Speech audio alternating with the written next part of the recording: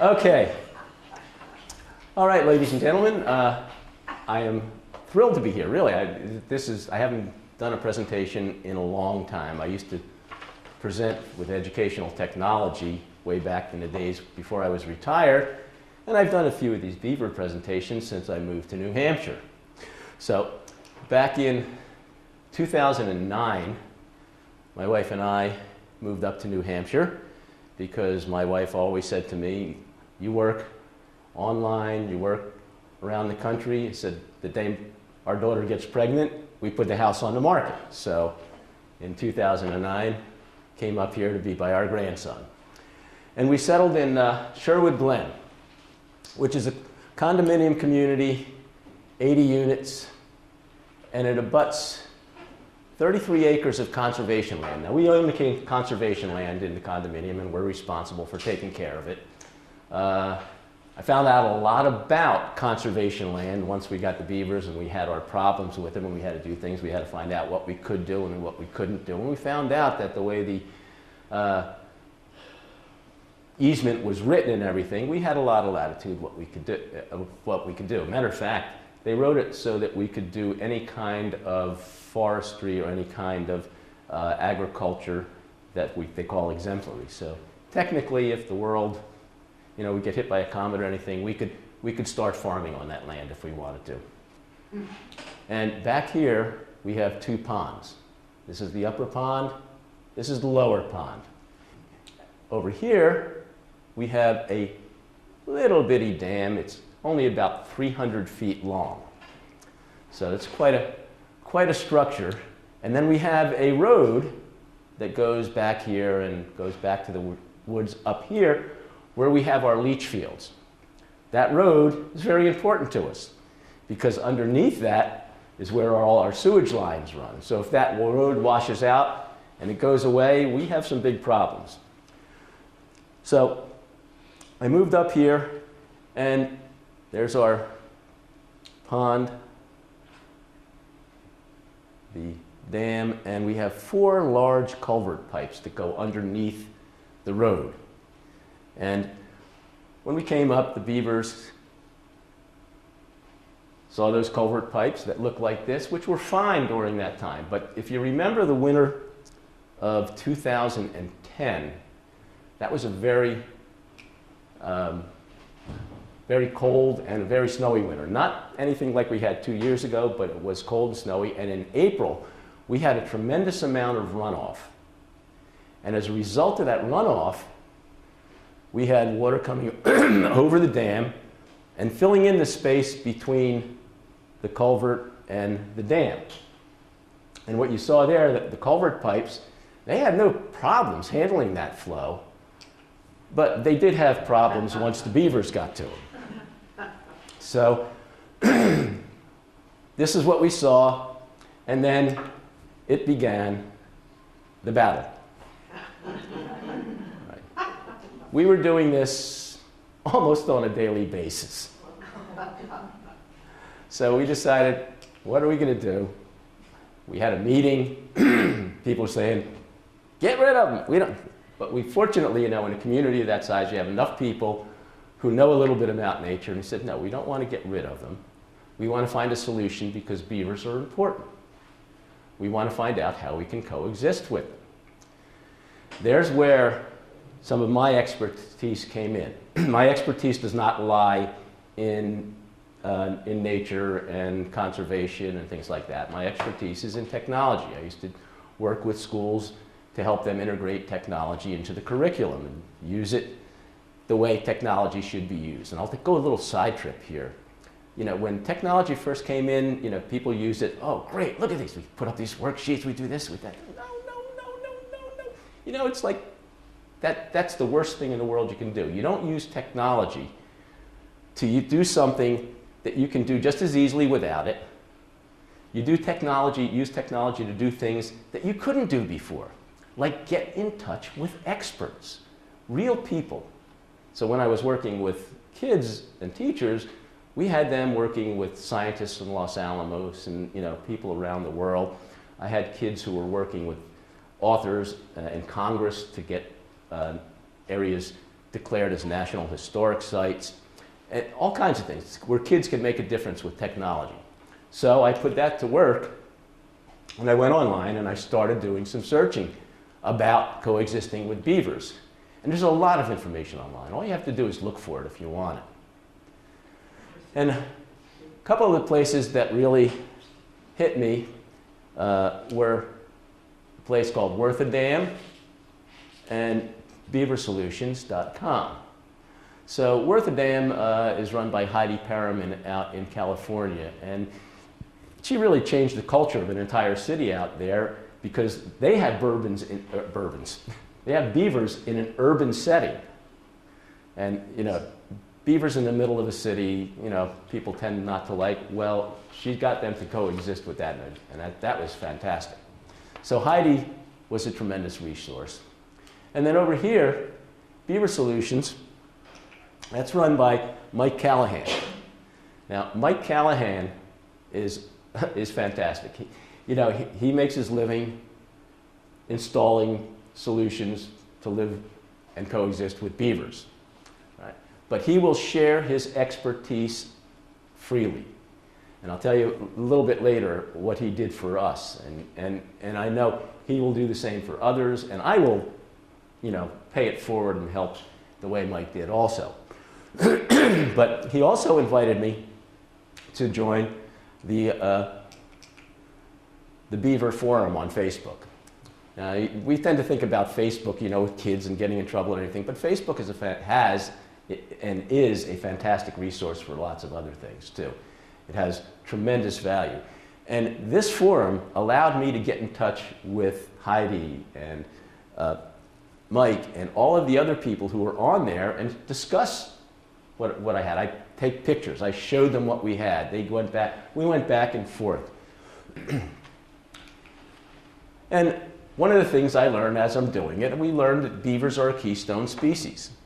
Now, I think I'm probably preaching to the choir here, so I'm going to try not to tell you things that you already know, but I can't not tell it because this is going to be online and on TV. So there are people out there who are probably watching that don't know that that beavers are keystone species and what they are. But a keystone species, basically, if you think about what a keystone arch is, that's the thing that holds everything together. That St. Louis arch had a keystone in it. You remove that keystone, the whole arch falls. And in a keystone species, they are the ones that support all of the other wildlife. Now, that doesn't mean that they send them to college and they do other things. It simply means that they create the conditions that make it possible for them to exist. They create the ponds that makes more fish, increases the waterfowl. It changes the entire chemistry and the biology of the water itself. They change the topography of that land also because as the water floods and they go underneath, you see what they do with the dams, but you really don't see what they do underneath. They dig channels, and as they're doing it, they're digging up the soil and they're changing things. So they really change the environment entirely. Makes places for nesting birds and so on. Now, before we get to that, these are some pictures that were taken around our pond by myself and other residents. So all of this life that you see there, the different birds and all the things like that, they wouldn't be there. This guy wouldn't be there. If there was a mud flat or if it was just a stream, he wouldn't be there. And these guys are all over the place. You can't get rid of them. But all kinds of species, groundhogs. This guy, he was there two falls ago. I built some picnic benches out by the park, and he liked to hang around one of them. And we'd go out there and sit, and you'd see him around there. We didn't pet him. Okay. And we had lots of hummingbirds around there. So these are some of the things that the beavers do for the pond. Right? We tend to focus on that keystone species, but probably the most important thing that they do is what they do for the water table. Right? We don't tend to think of that in terms of drought here. But if you look in California right now and the drought they're having, that's very important to them. What the beavers do, and the way they do it, if you go and just do a quick search there of California, beavers, and drought, that was my search there, California, drought, and beavers. And you just hit article after article of how they are reintroducing beavers into California in order to save the environment, bring water back there. I found while doing research for one of my earlier presentations, I found this report, big title, Hydrologic and Geomorphic Effects of Beaver Dams and Their Influence on Fishes. Somehow saying fishes doesn't sound right, but you know, it's like mooses. Mooses isn't right. Fishes is, though. All right, so when you think about beaver dam and you think about fish, if you were to guess how many species of fish or fishes live in beaver ponds, give me a guess. 1,000. This isn't a strong enough labor beam, is it? Not quite 1,000, but most people don't think of it in terms of fish, but this is a list of the fish that are found fairly commonly in beaver ponds around the country. Now there are others, but they aren't even on this list. So, and you'd be surprised, salmon are on there. You tend not to think, well, pond, salmon, dams, that doesn't work, okay? But they do spawn there, they do live there. They have, in many cases, made salmon ladders in places for salmon to get up and down the river to get into these things. But they're important for fish, and we talked about the water table. The water table, and this is going to be interesting, because we know that there's a drought in California. This is another study that I found. And this, it's a big study. I mean, lots of stuff on there. But one of the things on there, they created a couple charts. This chart represents all of the counties in the country and the sustainability of the water there, projected to 2050. Okay? So the dark, these are places that are going to be in extreme trouble by 2050, high, and so on. And this is a chart that would be true if global warming and the effects of global warming were false. Okay? This is without taking into account global warming and what's going to be taking place over the next years. The next slide takes place in 2050 when we put into effect global warming. And that's what it's going to look like 2050. Now, is that important for us in New England? Look up there in New England. Is that important for us? You don't see much up there, do you? No. No? You see that right there? That red? That dark red? That's Rockingham County.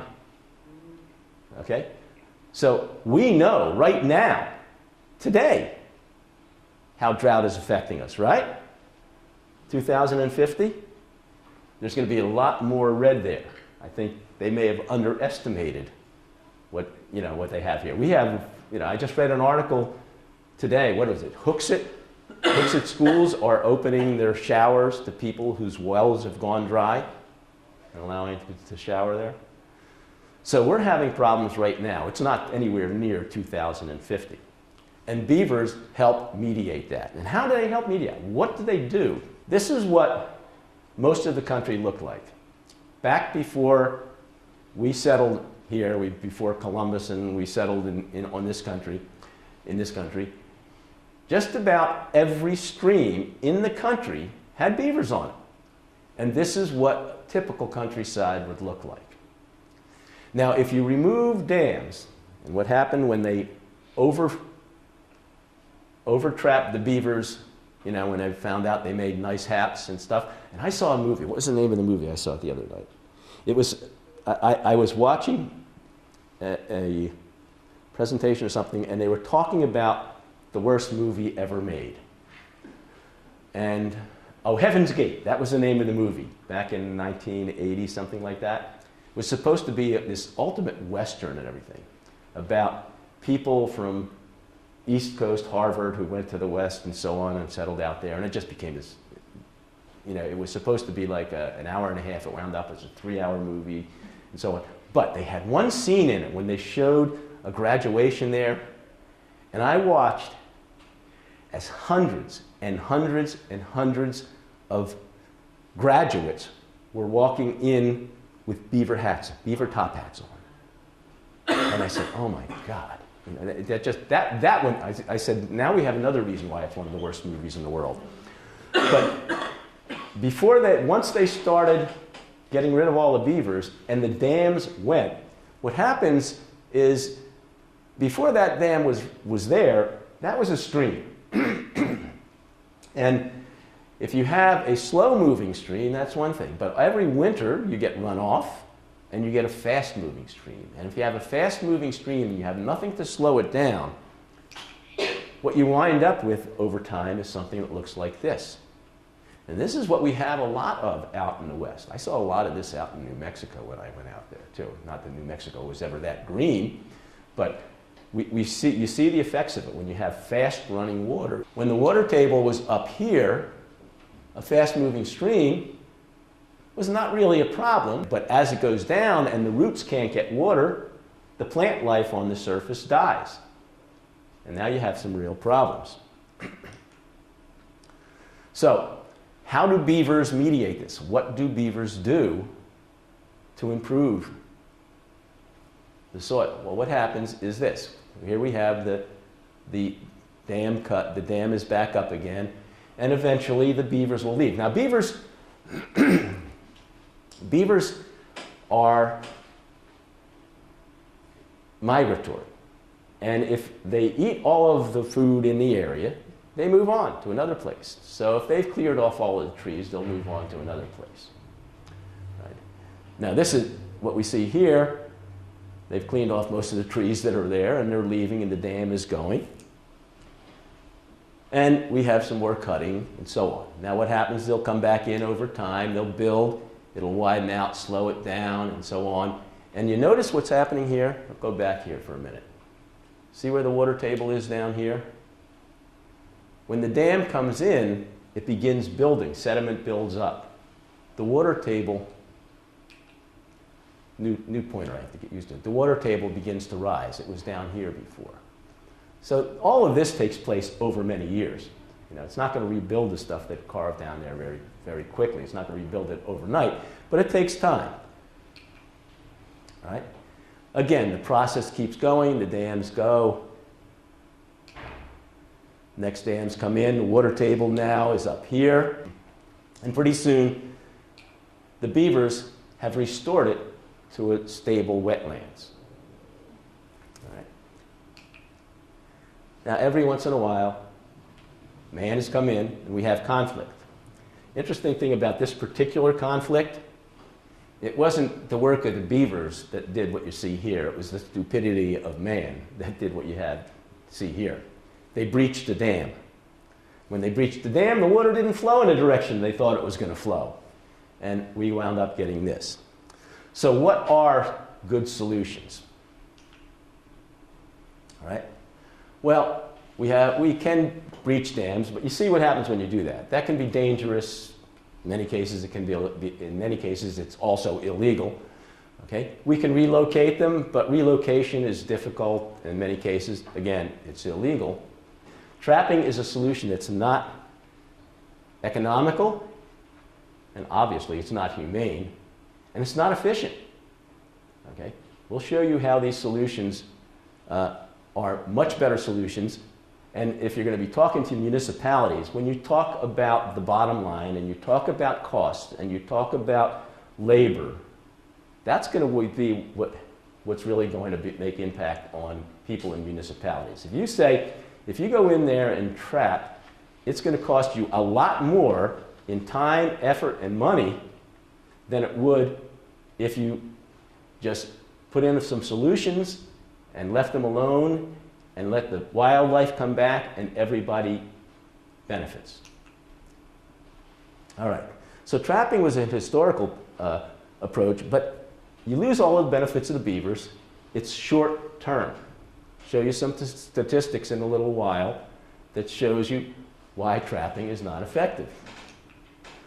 All right, so what are the solutions that we want to put in place? Well, there are basically there are two different kind of solutions. There's one that's called beaver deceivers and pond levelers. This is sort of a combination of the two. And the beaver deceiver name, the pond leveler name, so on, those are just names that we give to different solutions. But basically, one both of them fool the beaver into thinking that water isn't flowing when it actually is flowing. Beavers react to the sound and the feel of water flowing. So if you can give them a set of earplugs and keep them far enough away from it, they're safe. And that's effectively what this does, both of these solutions. The beaver deceiver, okay, was developed over time. And ideally, it's a trapezoid type fence like this. And the way it works is pretty cool. All right? We've got our culvert here, the pipe.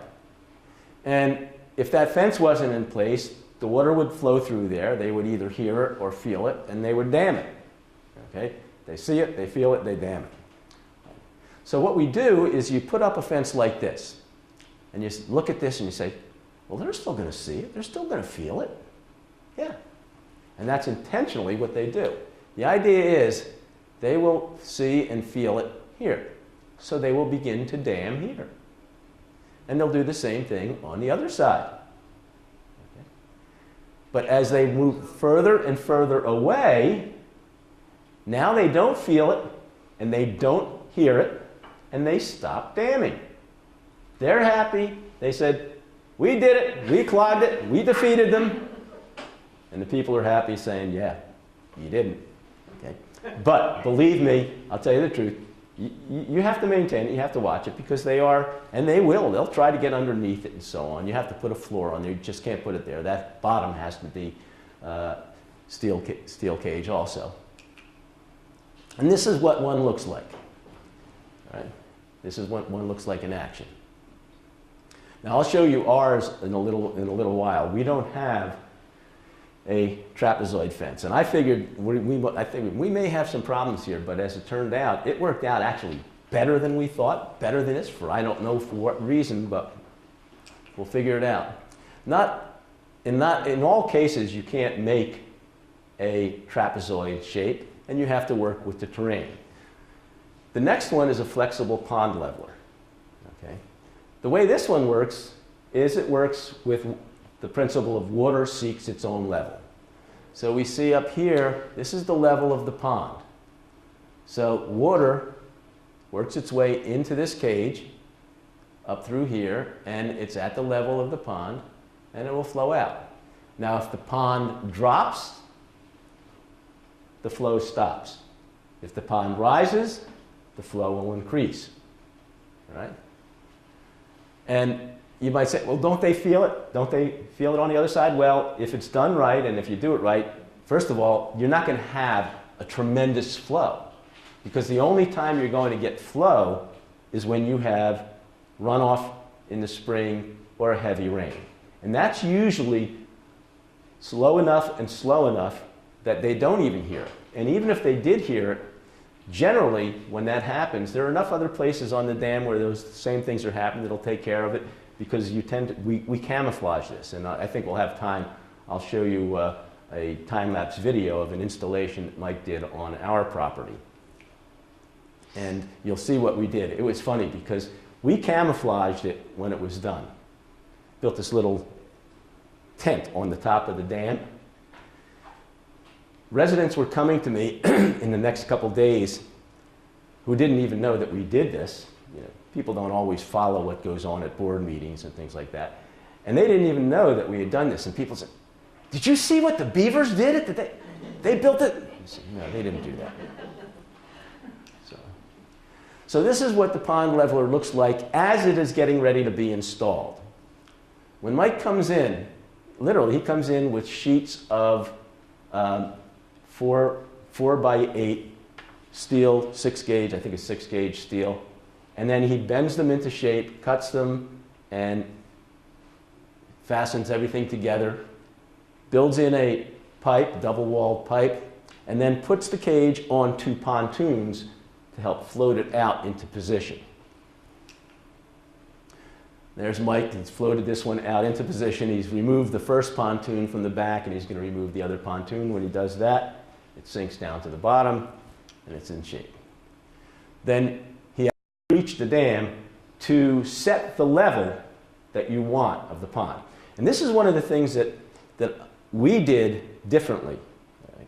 Because we were able to get in touch with Mike, and we were able to do this proactively, when we put our pond leveler in, we put it in before we actually had to level the pond. We had gotten to the point where we said, okay, the upper pond is now at the level of the road. We don't want it getting any higher than that. That's when we put the pond leveler in. So when we brought it in, we didn't have to breach the dam anywhere near that much. We literally, and that's why the people thought we had a tent on there, because that was literally, our pipe is sitting literally almost on the top of the dam. We only had to dig down maybe 6 inches. So this is a place where a leveler is going to be installed. And what you see here, that used to be a road. Okay? 3 months later, that's what it looked like. 3.5 years later, that's what it looked like. So the pond leveler was in there, and it did its job. Sometimes you need both, depending upon what the topography is. And that's the key, figuring out exactly what you want. And that's where people like Mike can give advice and so on. You can get it done by somebody like Mike, and I'm sorry, Rich, right? Rick, yeah. Rick does it here in Maine, right? In Maine, and does it around here. So if Rick or Mike comes in, these are the guys that can tell you exactly what kind of solution you need and what shapes and what's going to work best, whether you need one or the other. When we first had our problem with the culverts were done, and when we looked at it, we said we probably need both of these, but we don't need them now. Okay? If the culvert protection fence works the way we want it to work, what will happen is, in our case, we felt that the culvert protection fence would just protect it, and that it would allow the pond to rise. And we had no problem with the pond rising, because the pond where we are, can get a lot larger, and it spreads out, and it doesn't threaten us or any other homes. But it got to the point where we felt we eventually needed the combination of the two. Okay, so here's what happened with our particular situation. We told you we had that. The pipes got clogged. And this is what the culvert looked like. This is where the clogged pipes were, all 4 of them. They got all 4 of them. Right? So back in this area over here, with Mike's help, when I say Mike's help, Mike's advice, he told me what I had to do. And I had to build a cage. We decided we needed a cage that would go out to here, back down here, and here. Because of the shape of everything here, we couldn't get a trapezoid. I built it myself. With Mike's help, he told me what to do, told me how to shape it. And there was one thing that he told me. I said, I don't really want to do this because I'm going to have to be fastening these pieces of steel together, and with ties and stuff. I know it's zip ties, so I'm going to have to use metal. And he said, no. You use hog rings, right? Hog rings are the things that they use to put these things in. It's like a staple like this, special plier that you put in there, and you just go over to the fence, click, 2 pieces of metal are now joined together. You'll see that in the video if I show it to you, if I get to show it to you. So now we've drained the culvert. You notice this right here? That was the water level before we drained it. We cleared all the culverts out, we drained it. This is the cage that I made, dropped it into place. This is my, Ace Hardware solutions here. When somebody professional does it, Rick comes in, he's not going to do this, right? You get a heavier duty one, heavy duty stuff. So for our purposes, it worked. But the key is the cost. With Mike's help, I was able to put this in, right? Give me a guess. What do you think the budget was on this? 200. Right on the note. $225 we were able to do this. $225. We were able to do it ourselves. Now, if you have somebody else do it, you can't do it for that, because that $225 was materials. We did it ourselves. It didn't cost us labor. These labor is what cost in here. All right? You just add another, you just put a 1 in front of that $225, and it's closer to what it would cost to have somebody come in and do it, because they have travel and all the other things. So this is what it looked like during the day.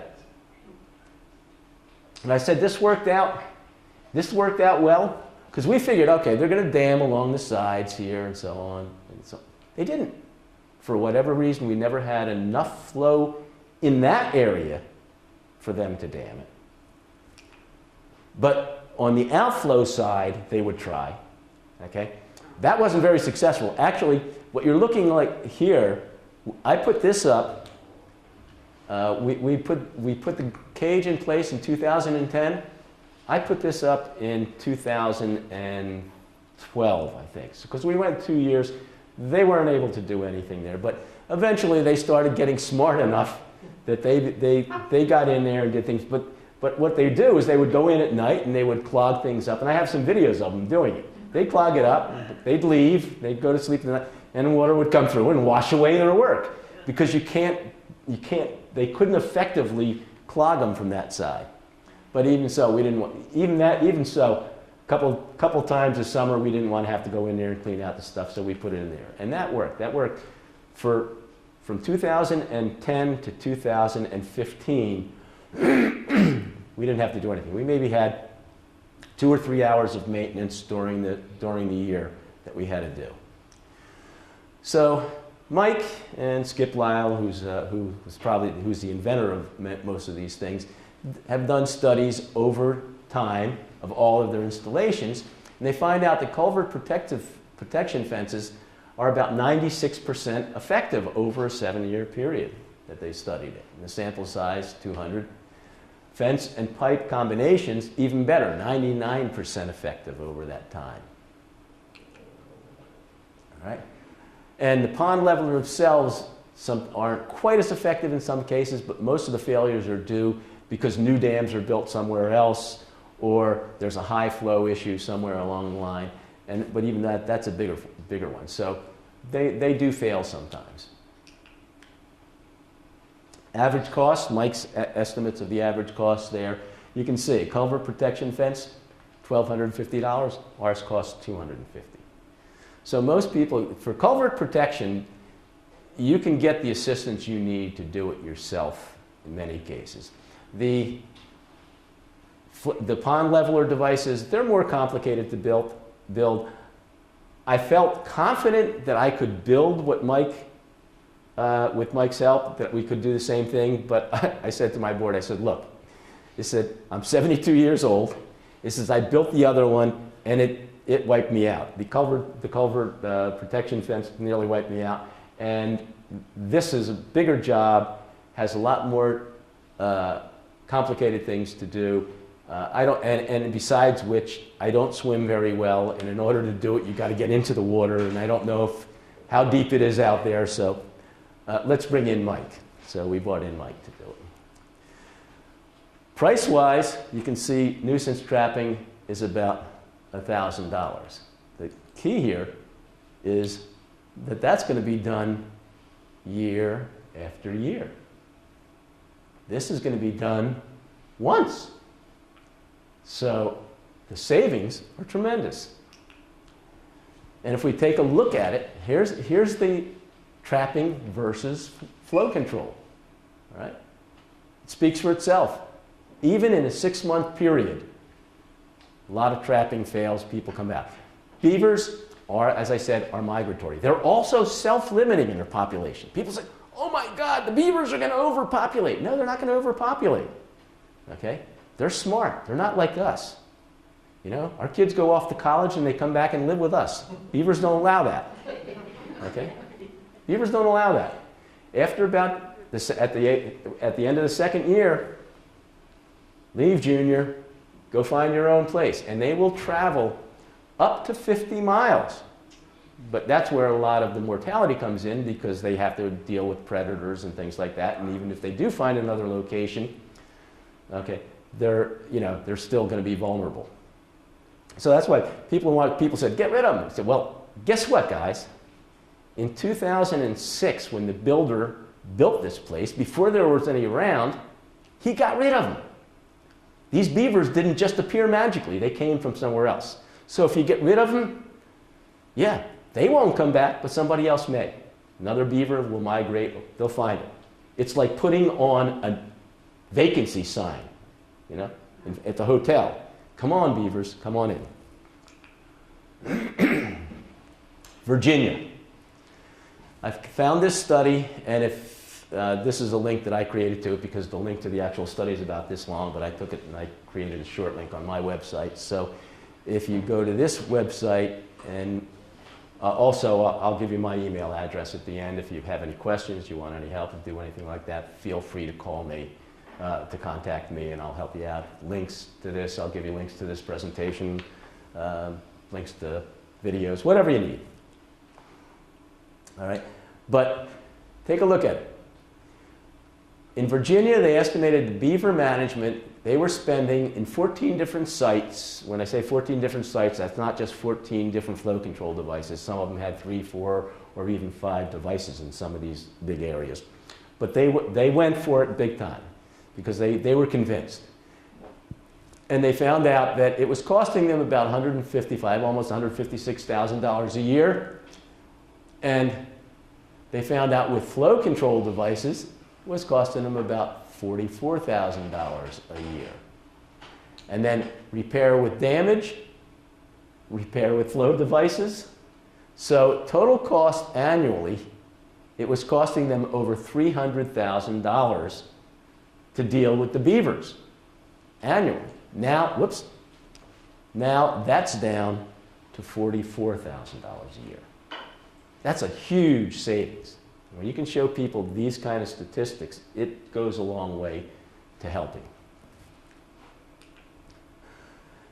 These are some resources, and I will have these resources up on that same site. I'll try to make them available to you. I'll give you all these links too if you want them. When you go to the other link, you can get to that study, you can get to this. These are all the places some of the places that I went. And I can't show these presentations without giving special thanks to Mike Callahan and Heidi Perriman and the folks on the Beaver Forum. And I also have, and of course, Voices of Wildlife New Hampshire for inviting me here today.